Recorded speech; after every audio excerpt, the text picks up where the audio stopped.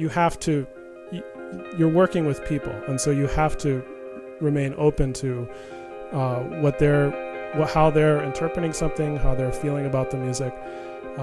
For me, that I just love that part of it. I mean, that's kind of the interesting part is we're here to make some music, so let's make it happen. You know, it's not like I said, I'm not interested in kind of sort of forcing a performer to kind of do it the way I want them to do it or something. You know, it's I like to have that open kind of relationship back and forth. Welcome to Ambient Discourses, conversations with musicians and composers who create musical experiences and sonic landscapes. My guest on the program is the esteemed David Crowell, who is a multi-instrumentalist and composer and has a brand new release that we're going to talk about among many other topics. The new release is called Point Cloud and is a fantastic instrumental album that explores a lot of different motifs and ideas and genres and styles and influences. It's a really amazing album, and I'm really excited to talk about it. Plus, getting to know David more as a musician, as a composer, and as a human being, and kind of getting to know some of the details of what has created, what has helped help him become the musician that he is today. David, welcome so much to the program. It's great to have you here. I'm flattered. Thanks for having me. Happy to be here. Great. So let's get the pleasantries out of the way. Why don't you give me a little 411 on your background, maybe where you received your education from, and how you started getting into music and music composition. Sure. Yeah, I got my undergraduate at Eastman School of Music in saxophone, jazz saxophone. So I have a real jazz background, which I still continue to pursue in various ways. And after that, I moved to New York, and over the time of being in New York City, I started to really get into, I'd already been into composition while at Eastman, but I started to think more about long-form composition and working with classical musicians, new music musicians. And so I started working with groups and was kind of a freelance composer, I guess you could say, as well as a saxophonist. And eventually I decided to go back to school, and I got my PhD at Stony Brook University in composition. So that's the very short version of my the last 20 years of my life. But I'm sure we'll get into more details as we go along. So tell me how.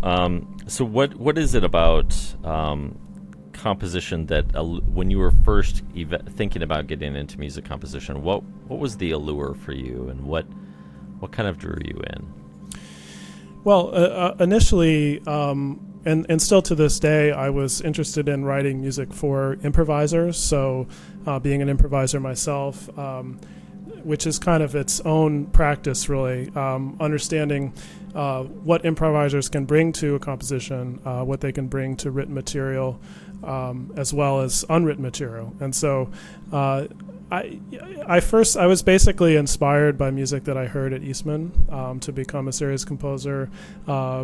Various pieces that I would hear the new music ensembles play there. Even though I was a jazz major, I was interested in the other side as well, And so while I was at Eastman, I really started working on and just after music that was partially written, and then also for improvisers to expand through that particular art form. And then I was very happy, and still am happy doing that kind of music. But at a certain point, I had the desire to see if I could think completely compositionally in a more sort of long form way.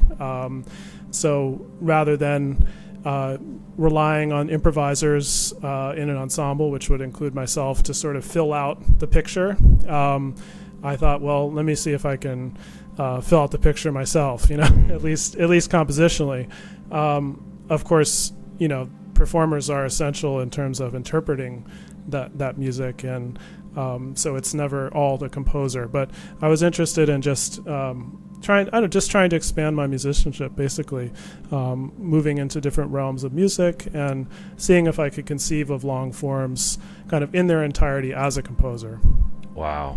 That's, and for those of you who aren't familiar with the difference between composing for improv and composing for long form notation of music, that's an entirely different discipline. I mean, yeah, there was definitely a learning curve, you know. Yeah. It's very challenging, but it's something that, I took on pretty seriously. And, so I basically, I started out by finding ensembles in New York that were willing to work with me. And through that, just kind of developed my skill and my voice more thoroughly, I think, as a composer. This is happening 15 years ago, something like that, 15, 16 years ago. And ever since then, I've been following basically those kind of two twin paths. Like, I also have a trio, which I play saxophone in, that plays some very composed material and improvises a lot around it. And so I'm still interested in that form of expression because it's also a very special way to make music. But I sort of like having both things going at once to balance one another out. And I think, in Point Cloud, for the most part, it's showing that more composed side of my music. It was a fantastic, and I love the fact that, like, you're basically taken through different motifs, just different, like you're the best way. A way that I think of it is like the old ViewMaster little things you switch, and it's a new scene. It's a new scene, and there's depth, and of course there's depth to it and all that. When you were composing, what were some of the challenges that you experienced going from improv to long form notation when working on Point Cloud? Yeah, well, like I said, I've been composing. I've been sort of through composing for many years before Point Cloud, but this is a culmination in some ways of a lot of the work I've been doing for the past 15 years or so. But I would say one of the challenges, I mean, there are a lot of challenges. Similarly, if you were going the other way, if you were a composer and trying to learn how to work with improvisers or becoming one yourself, I think when you learn to improvise, you have kind of you develop a sense for development in the way that you solo and improvise and respond and react to other people, and that's the beauty of it. I think as a composer, you have to learn you have to come at that sense of development from a slightly different perspective, and I think that was a challenging thing to learn how to develop ideas without improvising. I don't know if that makes sense, but to develop my ideas in a different context, I guess, a different musical context, and also a different process. The process of composing rather than the process of improvising. The two can be very close together. And in fact, I still a lot of my pieces are derived from improvisations that I made at one point. They're refined and sort of, put together in a particular way, but their origin might still be an improvisation. So the two work together always for me. But I think learning the process of development within a classical music context, and also like I mentioned before, conceptualizing of a longer forms and thinking in those terms is. Yeah, those were both very challenging things at first too, and still are. It's always a challenge. It should be, or else you might not be pushing yourself enough. Yeah, I mean, shoot, even improv. It doesn't even matter how long you've been doing improv. That can still be quite a challenge to itself in 100%, trying to come up with fresh ideas and not relying on the same patterns that you end up falling into. At least that's been my experience, is the challenge of, all right, how do I not do the same thing that I always do and try something brand new? Yeah, I mean, we all have our languages that we bring to, an improvisation session. And one of the big challenges is understanding how your language fits into the scenario, and how you're going to adopt your language to sort of make music with other people. So for me, I mean, as an improviser, I think that maybe the way that I've improved over the years is just by being a better listener and not, sort of having an open mind and not bringing kind of your own musical agenda, but sort of, obviously we all have our own language, but then how much are we listening to the others and trying to incorporate some of their thoughts into our own ideas or responding directly to them. So that's always challenging. It always will be, but it's very fun. Yeah. What are some things that have been some of the things that you rely on to help you personally improve on your listening skills in those settings? Well, I mean, being a musician in general is really just the everything I do. You try to do with that kind of mindset, and then hopefully it comes into your improvising. So composing, I do a lot of music production work. So mixing involves a certain kind of very close listening that I think has really helped me as a musician and an improviser in a way that I might not have anticipated, when I started doing that kind of work. But just the ability to as much as possible kind of clear the mind a little bit and get involved in the sound as sort of an abstract object. I think that's always the goal. It doesn't always happen, but that's what you're shooting for. So, yeah. Well, let's talk a little bit about this brand new album, Point Cloud. Sure. What was kind of like the impetus or the kernel or the seed that started germinating this whole project for you? Were there ideas that were kind of filtering through, or did you come to it with an agenda, or did you just come to it wide open, say, all right, universe, bring dump? Well, I think it's been a process of many years, actually, this particular album, because it involves different ensembles and pieces that I wrote at different periods of my life. But the one thing I wanted to do is make sure that all of these pieces had some connecting musical factors, or hopefully more than a lot of connecting musical factors, so that it felt like kind of an experience as an album. So I mean, certainly there are musical things that are happening which are connecting certain pieces, like polyrhythms you hear a lot in the first two pieces in particular, Verses for a Liminal Space with sandbox percussion, and then Point Cloud with Dan Lapel. Both those pieces are exploring complex rhythmic ideas, which are a little bit similar at times and sometimes quite different, but I think that there's a connecting factor of an interest in that kind of rhythm that's happening there, and Pacific Coast Highway as well to a degree. And so those are all feel connected to each other kind of rhythmically. And then the last piece, which is quite different in some regards, connects to some of the more ambient sections of Verses for a Liminal Space, for instance, the middle, kind of slow middle section, and so I was just trying to find basically a balance between this really intense rhythmic music and something that felt very open and spacious, and not arrhythmic exactly, but sort of detached a little bit from that kind of pulse, that consistent pulse that you hear in a lot of this music.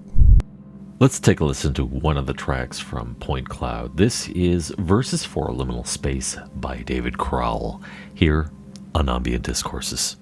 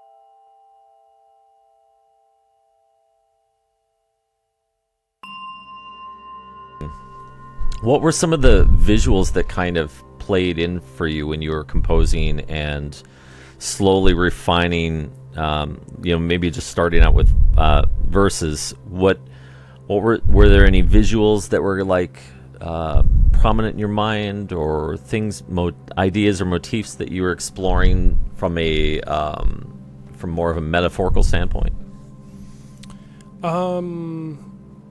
Visually, I'm not sure I could answer that question. I think I can sort of speak a little bit to your experience. I think in terms of hearing this sort of intensity of rhythm, and then having this kind of respite, I guess, from it at times. And yeah, that happens throughout, especially like the first part of the piece. You have kind of little breaks where the rhythm drops out a little bit. And I think my music in general, I like to, and I think it's true for this piece as well, to have kind of a really rhythmically complex sort of foundation, and then have kind of this like appealing sort of melodic sense happening on top of it. And so I think in this piece, you have the rhythms and everything, and this is I think it's probably the most complex like polyrhythmic piece I've ever written. It's really it's kind of insane. It's a I just want to send a tribute to Sandbox Percussion for figuring this music out. It's really incredible what they did with it. But so you have that kind of base there of that sort of churning kind of polyrhythmic stuff, and then on top of it, you have this like very sort of floating kind of like beautiful vibraphone patterns. And so I always want to sort of foreground that melodicism or that kind of beauty, but wrap it up sometimes in kind of a complex package, which is what helps to create that kind of dissonance, not like harmonic dissonance necessarily, but just a sort of dissonance in the experience of listening, so that there's some sense of tension and resolution and that kind of stuff. And I tend to do that rhythmically, sometimes more than harmonically. Oh, it was beautiful. I loved the vibraphone piece and the element of it. It was just kind of, it's kind of for me it was kind of like a dream, the feeling or the essence of it. And I tend to be a little bit more metaphorical and visual when it comes to music. That tends to be my language in terms of how I communicate things. And I really liked the contrast with the rhythm. I mean, to your point or to your illustration of packaging these contrasts up, it was wonderful. It was just a wonderfully well done. And to compose a nearly 15-minute piece, that's, in all notation, that's what kind of did you have to supplement with your background in guitar and saxophone? Did you have to find some other means of supplementing your understanding of notation for percussion? Was that like a new experience for you? Not really, because I've been working with Sandbox for a long time, so we kind of have sort of both a musical connection, and also just my experience with working with them helped me learn how to compose for percussion, and then how to notate it, of course, as well. So in that sense, I wrote a piece for them several years ago, which they recorded on one of their albums, and this piece is kind of a continuation of that piece. In some ways it's quite different, but there's a few of the same musical ideas in it, and then that kind of expands from there into some new territory. But the piece is basically kind of in three verses, which alludes to the title, verses for liminal space, and similar to what you said of kind of sort of going through these worlds or something, and then all of a sudden you're sort of in the next one. That's kind of the idea behind this piece as well. There's sort of three different zones that you go through in the piece, and that's the form of it. I mean, that's how it got to be 15 minutes. It's about 5 or 6 minutes per section, and they each kind of develop in their own way, and then kind of empty out into the next section. The idea is that they're both related and also kind of their own. They all have their own very distinct feeling to them as well. Yeah. Oh, well, totally. Moving on to Point Cloud. That was really, really fascinating to me. The guitar work. It reminded me, sonically, it reminded me a lot of Grizzly Bear and Ali Farkatura, who's a African guitarist. Oh yeah. Sonically, it felt like kind of amalgamation of that. Maybe even a little bit of who was the other act that I was thinking of? The tone and the melodic runs and kind of the counter melodies working together. It had very much this kind of. I struggled to find the right words for it, but it I don't know. I had really strong flashbacks to when I was first introduced to Ali Farkatura, and he's a really interesting. He has a really interesting approach to mixing traditional African music with rhythm and blues, and it creates this really kind of calypso is not the right word, but it has this kind of light and kind of like an optimism about it. There's an optimism in the melodic runs. When you sat down to compose Point Cloud, what were some of your initial guiding ideas and principles that you were working with? Yeah, well, this is a piece I worked with Dan on very closely. Good friend of mine, Dan Lapel, a guitar player. I have a band called Ambient Atlas, which is 3 guitars, electric bass, and drums, and that music is kind of some combination of like rock or even sort of indie rock. I don't know. I'm not totally sure what people hear in it. Some people hear math rock in it, but it also has a really strong influence from people like Thomas Matfumo, who's a Zimbabwean musician that I fell in love with after I saw him perform several times, and the kind of mbira music that he does, the polyrhythms that he uses, and how he mixes the traditional music of Zimbabwe with this modern guitar sound. Now he's quite old now, so it's not the sound of Zimbabwe today, but this music was just like blew me away completely. And so a lot of the music for Empyrean Atlas has some of that polyrhythmic aspect and that sort of nod to that kind of style of guitar playing. It doesn't actually use any of those patterns, but I was sort of looking to emulate the feel and the kind of the feeling that you get when you hear that music. I was really looking to try to capture in my own way. And Point Cloud is a little bit related to that. It's kind of like a little bit more classically centered version of that kind of music.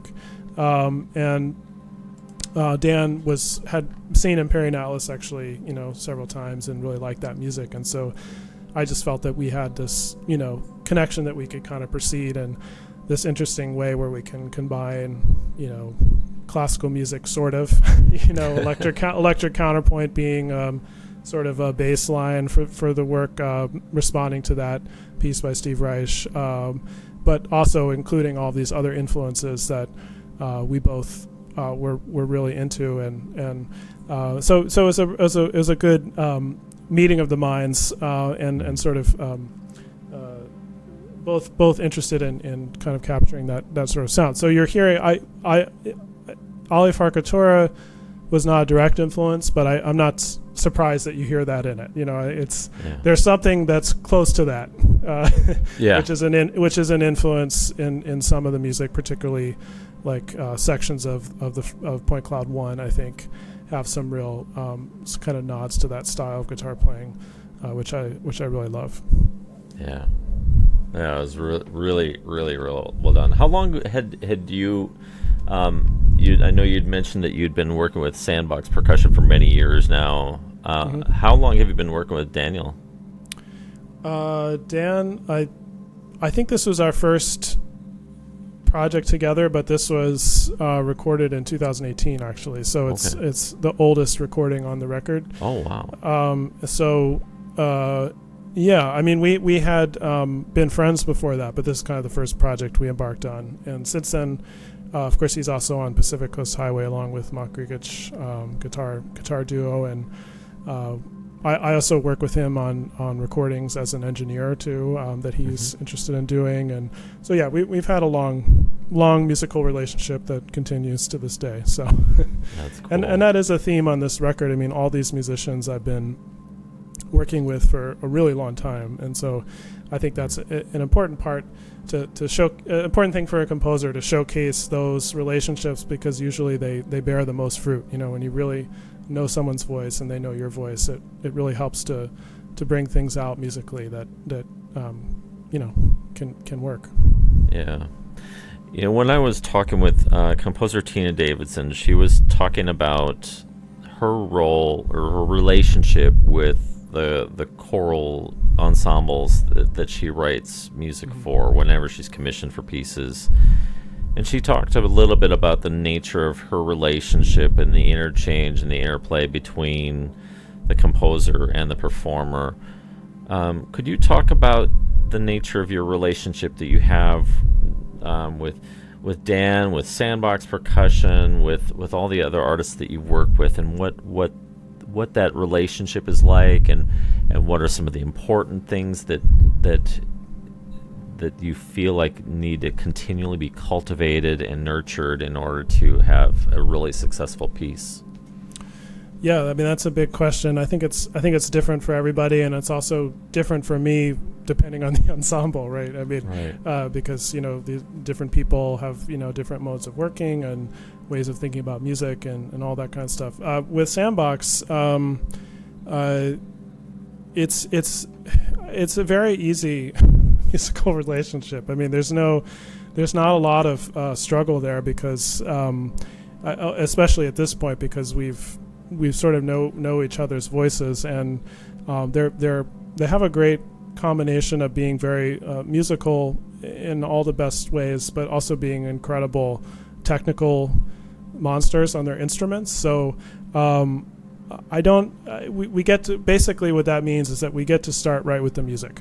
There's no kind of figuring out technical things together. It's like for this piece, for instance, I showed up to the first rehearsal and they had it all. It was already like sounding good. Mission accomplished. Yeah, exactly. But that's great though, because you don't really want to be rehearsing like polyrhythms together with the composer. It's great to start at a place where you can just speak musically. Like, what do we want this piece to do emotionally? Like, what kind of things are we trying to express?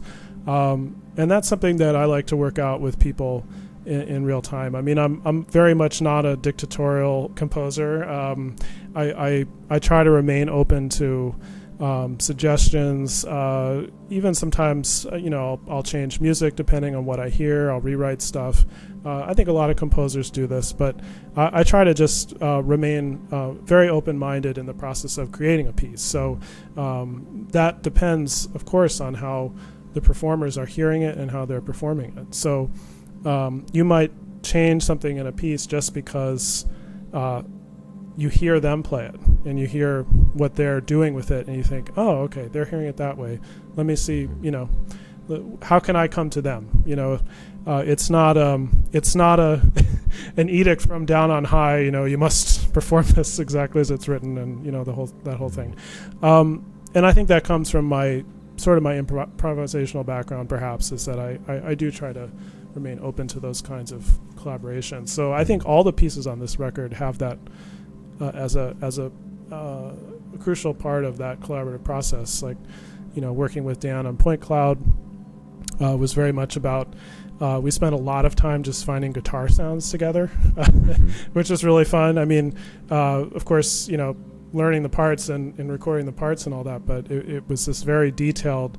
He brought a bunch of guitars over, and we'd hear different guitars for different parts, and it was just fun. It was just fun to have that input from him and have him bring his sense of what's possible from a sound perspective. And same thing for the piece with Eva, the last piece on the record.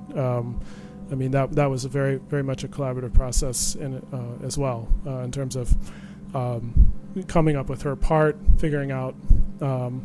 That process was probably the most improvisational process on the record, in that I sort of sang the melody to her that I wanted her to sing, but I said, just use these notes and just kind of improvise your melody with these particular notes. And through that process, we sort of worked out a part, which was through both sitting in a room together and also through the process of editing takes together afterwards and sort of finding the form of the piece as the thing went along. So as opposed to some of the other pieces which were more composed going in. It's almost like the musicians are also becoming the composer in a way. It's you're blurring the roles of writer, composer, musician, performer, and kind of sharing the roles on both ends. Yeah, I think some extent. To some extent, yeah. The sort of job of the composer, I think, at least how I see it, is to envision the piece in its totality. So understanding what the form is going to be. Of course, actually writing all the notes, getting it notated on the page.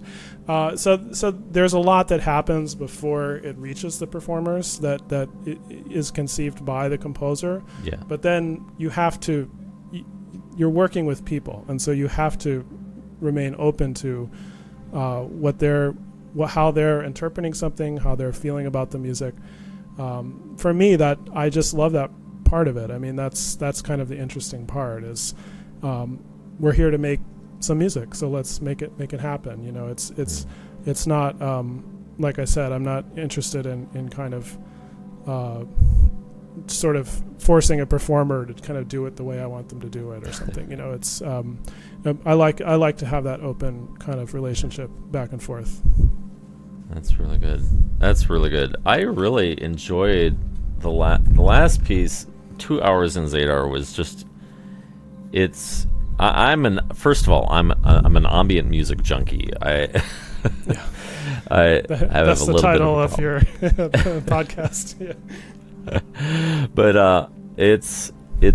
I really enjoyed the space that you gave for the listener. It was just like stepping into another world and fully immersive, and there's lots of room for the imagination to just start filling in the blanks with your own pictures or your own ideas. And what were some of the ideas that she was exploring? I think that you guys were talking, like you had I'd read in one of the notes about some of the influences were coming from the musical stairs that are played by the waves. It's like some sort of art. Is it like an art installation or just like a? It's the Zadar sea organ. Okay. And it's briefly, it's this amazing permanent 24-hour instrument which is installed right on the sea in the old section of Zadar, Croatia, where the waves basically enter these tubes. I don't know. I'm not finding quite the right word, and then the sound is created by pushing the air out of those, and you get this really wild. It's sort of hard to describe the sound, but you can find videos online. But there actually are samples of the sea organ in the second half of the piece that I took while I was there. It's not super prominent. It's sort of mixed in with a whole bunch of other things. Yeah. But this piece, 2 hours in Zadar, we had, it's very self-explanatory. We had 2 hours in Zadar. We knew we wanted to go see this sea organ, and so that's what we did. And the piece is kind of in two sections, and it's sort of the first section is kind of this like walking through town, and you get to the sea organ. I don't think of it quite so narratively, but that's what happened. We kind of walked through this beautiful town, ended up on the sea at the sea organ, and there's always a huge crowd of people there because people are really drawn to this idea of the sea playing an instrument, and that the mood of the sea affects what they're hearing every second that they're there. It's different. And so I kind of wanted to capture that feeling and that kind of sound in the piece, whether or not you actually hear the sea organ or not. There's this kind of openness to that natural experience, and the space. And you mentioned space. Well, there's space in the sea organ sounds too. It's like the swells are always different, and then they die away, and then another one comes up, and it's of course, because it's based on how the waves are coming in. Mm-hmm. So yeah, and kind of more technically, it's basically Eva singing, playing cello, and then all of the electronics are created from samples either of her voice that I took or from samples of the sea organ, and kind of using this granular synthesis program that I really love. And so that's kind of the electronic base of it all comes from that approach. Let's take a listen to one more track from David's amazing album, Point Cloud. This is entitled 2 Hours in Zadar, here on Ambient Discourses.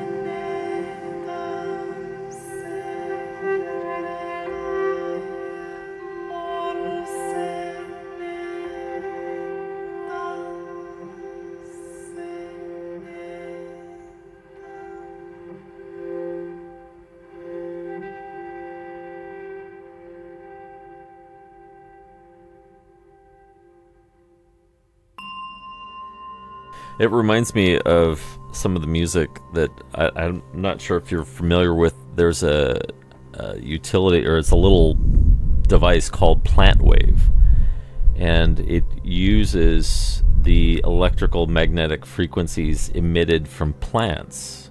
Wow. All that's running through the course of the leaves and the stems and all that, and it uses that and is reinterpreted as MIDI data. So every different type of frequency or fluctuation is a different MIDI note representation, and then of course you feed it in through, whatever you're using. You could use it like an Arturia Microfreak or a Moog or whatever you want, and suddenly you've got plants that are now playing music, and you can identify, or you can say what kind of scales you want it to conform to and all that.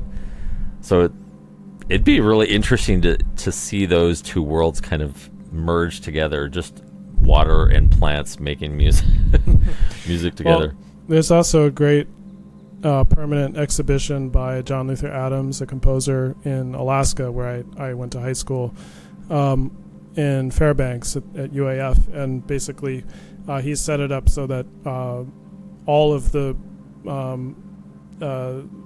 earthquakes, light, how the light's coming in, whether it's night or dark, basically all of these kind of geological events that are happening are represented through both light and sound. And so, wow.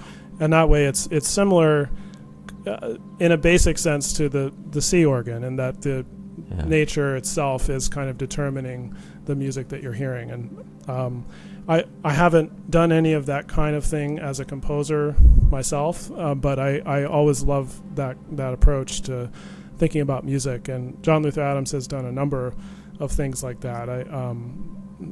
With different triggers, different sort of natural triggers. But that one in Fairbanks is, I think it's called the light. Oh shoot, the place where you go to listen. That's what it's called. So that's kind of a similar. That's thing. really cool. Gonna have add that to my bucket list. Yeah. Tell me about, so kind of switching gears, what are some of the fundamental things, kind of on the more meta level of life, that you feel informs and helps like fuel who you feel you are as a musician, as a composer? And are there fundamental things about life that influence you in terms of your writing style or your musicality? Another big question. I'll do my best. Yeah, I mean, I've talked before about being inspired by natural things. I mean, I think Zadar, 2 Hours in Zadar is a great example of that. It's very clear. I'm inspired by the C organ, which is, interacting with the C. So I think that's always a factor. It's when you're not explicitly using, a sample in the way that I did. It's sometimes hard to say how nature, the natural world, affects my music. It's a fairly subjective thing. But I think that possibly one way you could think about it is, in Point Cloud, I talked about the interplay of this kind of intense, busy, rhythmic world with that sort of spacious, open sound that you hear at various points in the album. And I think certainly that sound, that more spacious, open sound, is kind of something that I feel most directly relates to my experience, hiking in Alaska or something like that. So I think that's definitely influential. From some sort of another personal point of view, I mean, I'm very interested in musical communication, which seems sort of obvious for a musician to say, but I really am interested in reaching people, musicians and people, that aren't musicians. I'm not interested in just making music for other musicians to hear. I really want to communicate beyond that, and I think that is kind of a somewhat of a philosophical stance, to be able to think about music in a complex way, but also figure out how to communicate it to people who are curious listeners who don't know what a polyrhythm is. It doesn't really and shouldn't matter whether or not that technical understanding is there. I want to make music that can connect in either case. So I think that that's a very sort of personal point of view that I have. So unpacking those are the two things that come to mind. Yeah, unpacking that musical communication a little bit. What are some things that you what are some practices that you like to implement or use or be mindful of when you're trying to communicate musically, especially to those who don't necessarily share the same background or the same musicality or vocabulary for all that? What are some things that you do to make that more accessible for people?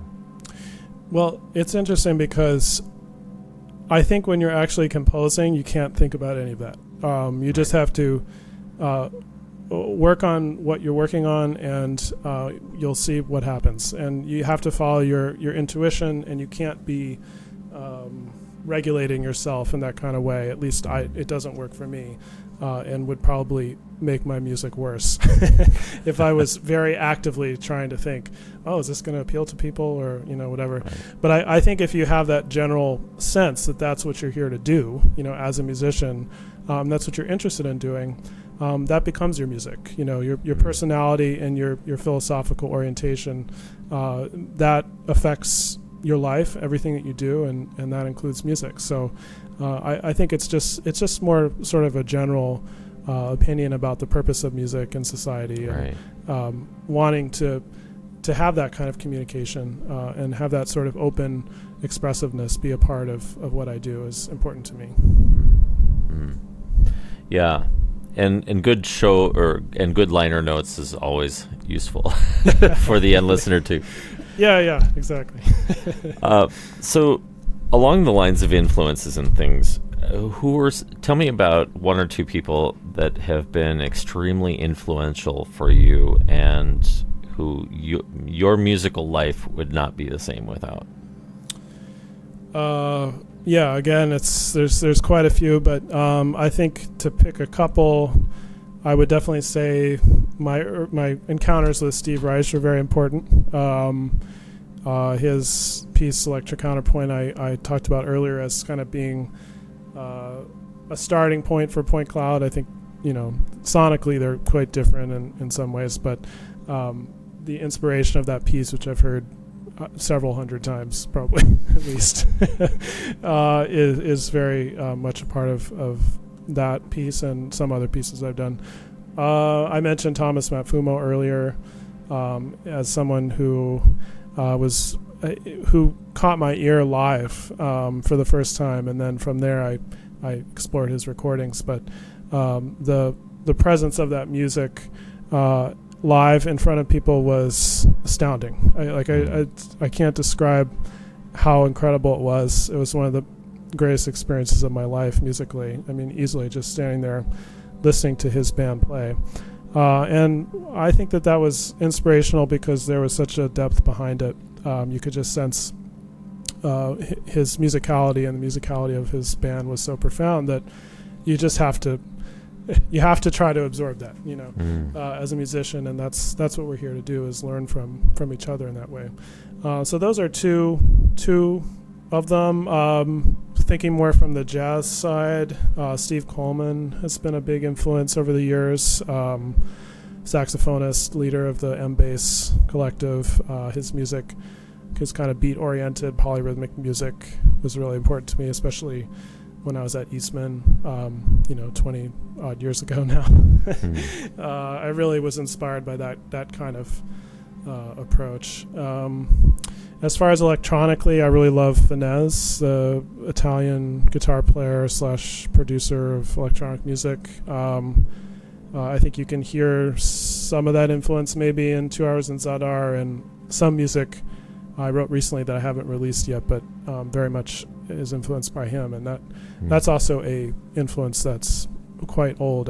I first was introduced to his stuff as an undergraduate as well, and have loved it ever since. So there's many more we could go on and on, but I think those are certainly four that come to mind immediately. On the lighter note of things, I'm not even going to presume whether or not you are a vinyl listener or not. But what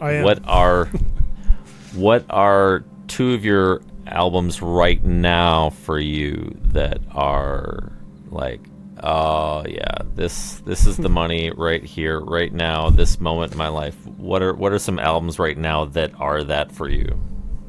Well, I do have vinyl. I love vinyl.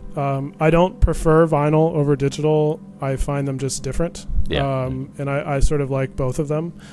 So I don't take a kind of philosophical stance on that that so many people love to take. But I think if you're thinking vinyl, I'm going to say something like fairly maybe unexpected, which is that I love to listen to Bob Marley on vinyl.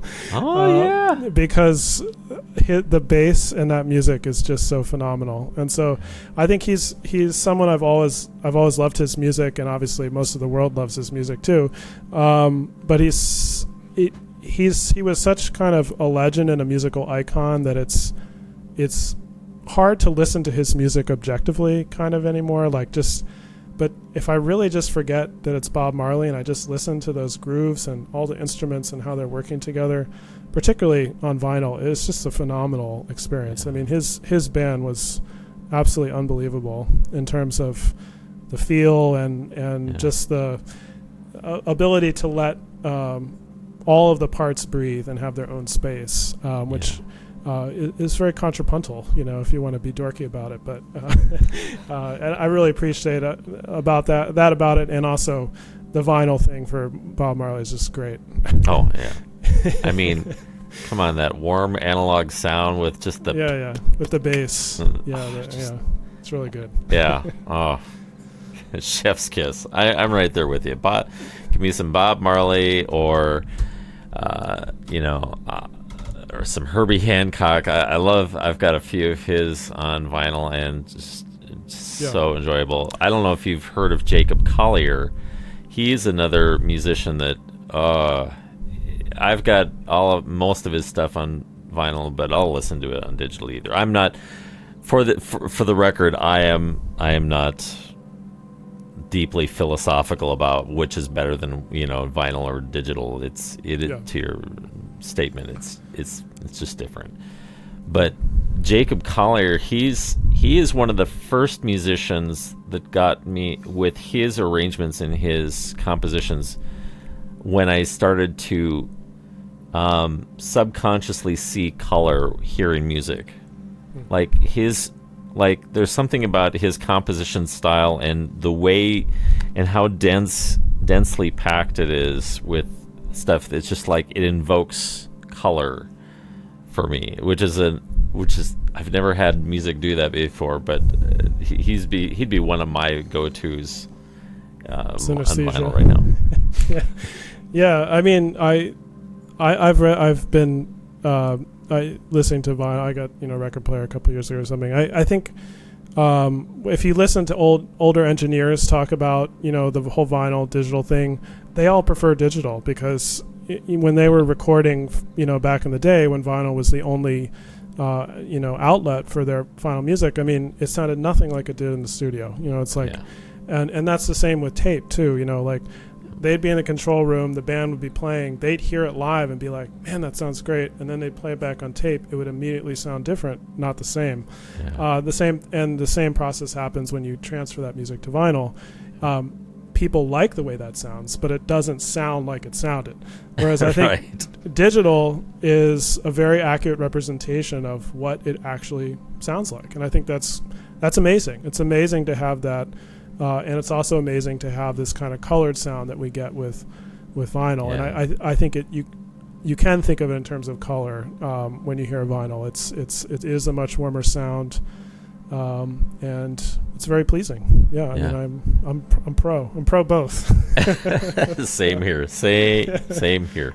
Yeah. One last question, and we'll wrap this up. And first of all, David, thank you so much for your time. It's just been a real treat getting to know you and hearing more about the details behind your recording and your process and all that. And well, my pleasure to be here. Yeah.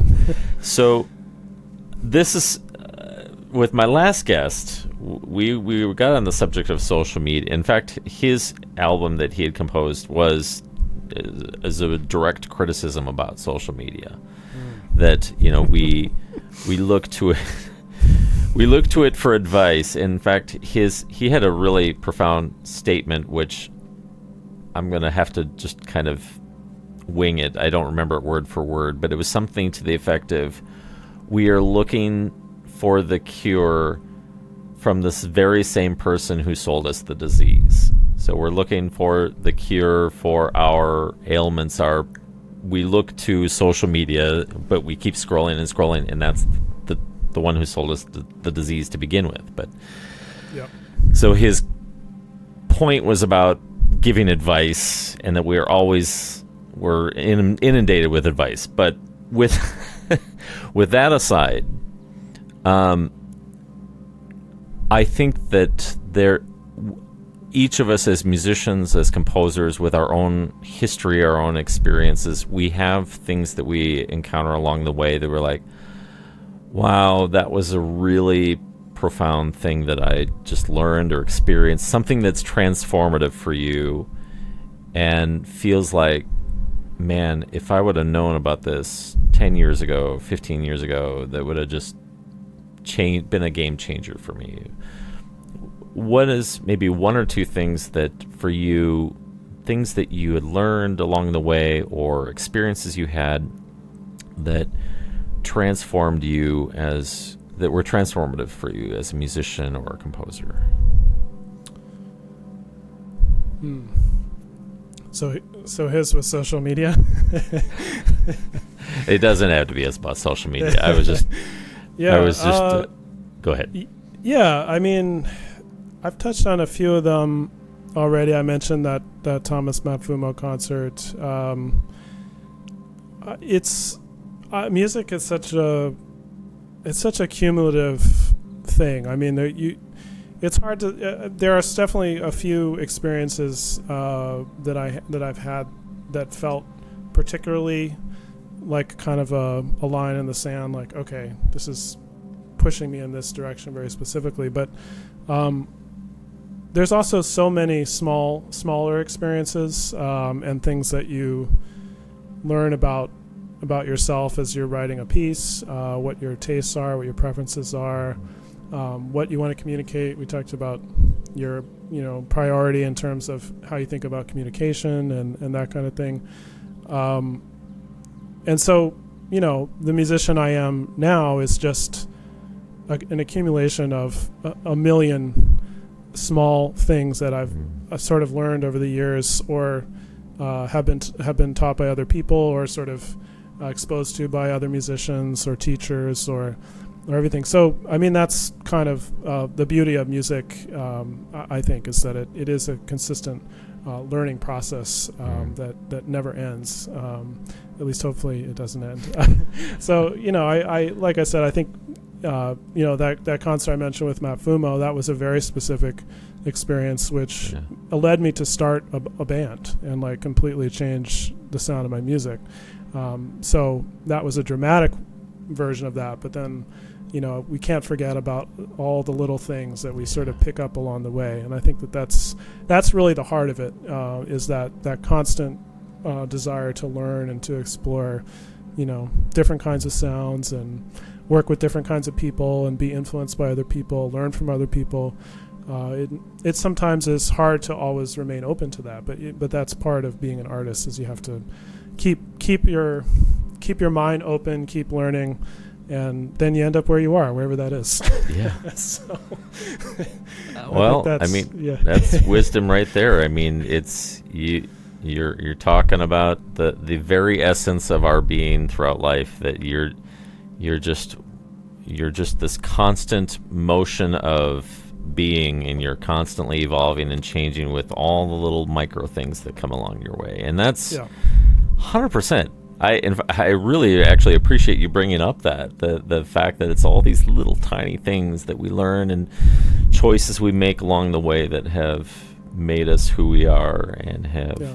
And a lot of those are like little experiences you have in your little studio by yourself.